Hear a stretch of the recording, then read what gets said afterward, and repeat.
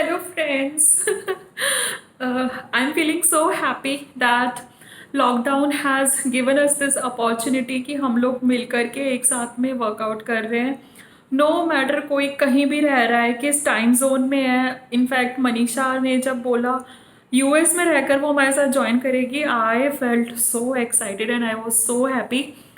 तो एकदम ना पंप अप जैसी सुबह उठते ही जब मैसेज देखा मनु का कि she wants to join, I was so pumped up कि यार आज तो मुझे ना बस कुछ तो कर देना है टाइप्स।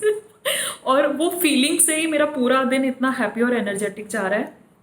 तो अभी क्योंकि हम लोग काफ़ी सारे लोग हो गए हैं तो कुछ ज़रूरी बातें मैं सोच रही हूँ कि थोड़ा थोड़ा वीडियो बना करके मैं शेयर करूँ about workout, what to do and more importantly what not to do, which is much more important to understand.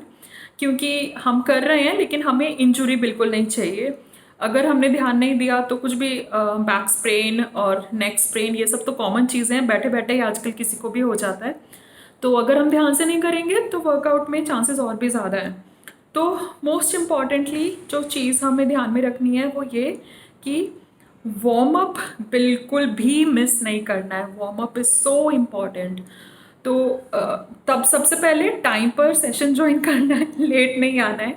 अगर 6 बजे है तो 6 बजे, 6:30 बजे है तो 6:30 बजे।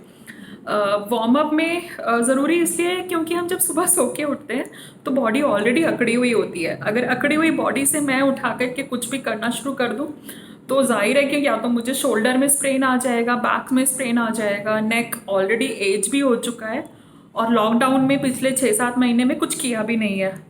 एज्यूम कर रही हूँ क्योंकि मैंने कुछ नहीं किया था। तो बहुत ज़रूरी है कि हम सुबह सो के उठ के पहले वार्म अप करें और फिर एक्चुअल वर्कआउट पे जाएं। अब वार्म अप हम दो टाइप का करते हैं। सबसे पहले जैसे कि हम पूरी बॉडी का वार्म अप करते हैं, जिसमें कि हम स्पॉट जॉग कर रहे हैं, जंपिंग जैक कर रहे हैं, हाई नीज कर रहे हैं और टो टचेस कर रहे हैं। तो ये सब पूरा बॉडी का वार्म अप कि हाँ अभी मेरी बॉडी एक मूवमेंट में आ गई है। इसके बाद जो सेकंड पार्ट वार्म अप का है वो जिस भी मसल ग्रुप को हम टारगेट करके एक्सरसाइज कर रहे हैं उस पर फोकस करता है। तो मान लो कि अगर मैं आर्म्स का वर्कआउट कर रही हूँ या शोल्डर्स का वर्कआउट कर रही हूँ तो मैं शोल्डर रोटेशन करूँगी, आर्म सर्कल्स करूँगी अराउंड द वर्ल्ड, जो हम पाइप के साथ करते हैं पास थ्रू। तो ये सब आर्म्स और शोल्डर्स के लिए होता है। फिर जैसे डायनामिक पिजन स्ट्रेच है वो तो पूरी बॉडी का ही अच्छा खासा वार्म अप हो जाता है। ऐसे ही हिप्स का अगर हम ग्लूट को फोकस करके वर्कआउट कर रहे हैं तो हम ब्रिजेस कर सकते हैं, हम हिप ओपनर्स करते हैं, हिप एक्सटेंशन करते हैं। तो ये जो वार्म अप है जो हम दो पार्ट में करते हैं, it is very important, don't miss it. Warm up के साथ ही cool down is also very important, जिसमें हम स्ट्रेचिंग कर रहे हैं, पूरी बॉडी का स्ट्रेचिंग करते हैं और फिर जिस भी मसल ग्रुप को हमने टारगेट किया है हम उसको भी फोकस करके स्ट्रेचिंग करते हैं। तो स्ट्रेचिंग भी in case you have to leave early तो do stretching and then leave. भले ही वर्कआउट मिस कर दो मगर वार्म अप और स्ट्रेचिंग बिल्कुल मिस नहीं करना है। It will help to avoid any kind of injury. और जो मैं एक मोस्ट इम्पॉर्टेंट एक और चीज़ बता रही थी कि in case you are late, it's quite possible, natural है, कभी आँख नहीं खुली अलार्म ही नहीं बजा तो कोई क्या कर सकता है ना। लेकिन हाँ उसकी एक ट्रिक ये है कि रात को सोने से पहले अपने सबकॉन्शियस माइंड को बोल के सो कि मुझे सुबह 5:30 बजे उठा देना, एंड यू विल रियलाइज़ कि अलार्म बजे ना बजे तुम्हारी आँख अपने आप खुल जाएगी 5:30 बजे। This is the power of subconscious mind. Any way that's a separate topic.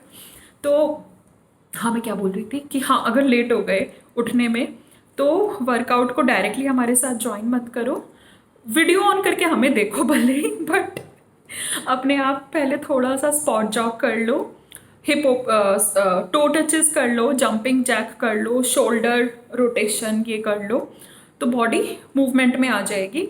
और हम जो भी कर रहे हैं उसको बिना डंबल के करो तो बॉडी का वो मसल ग्रुप का वार्म अप हो जाएगा। जैसे अगर मैं बाइसेप कर रही हूँ तो बिना डंबल के एक राउंड तो वो मसल ग्रुप का वार्म अप हो जाएगा। So that's how you join us in the middle, but don't, हाँ try to be on time.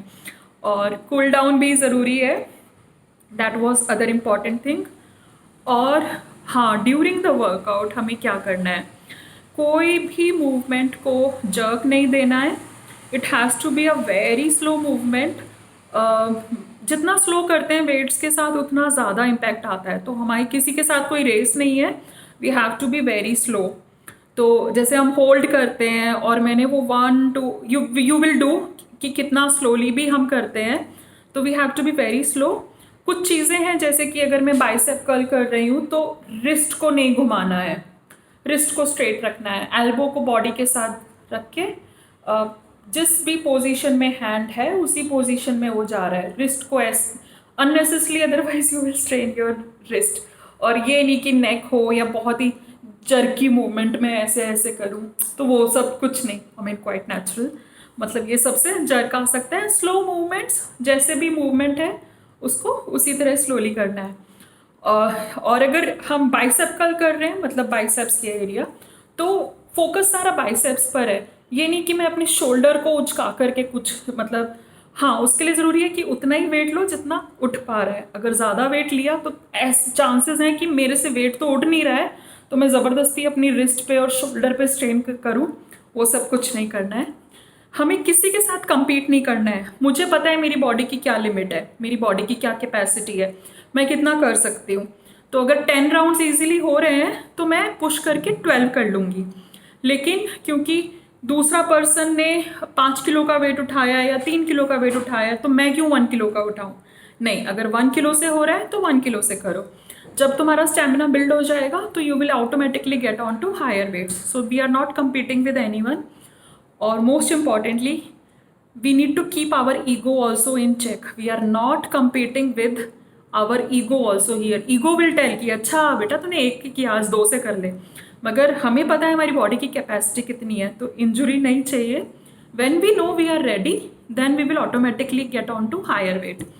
तो keep these things in mind. Next tips next video में, and see you all tomorrow morning. Bye bye.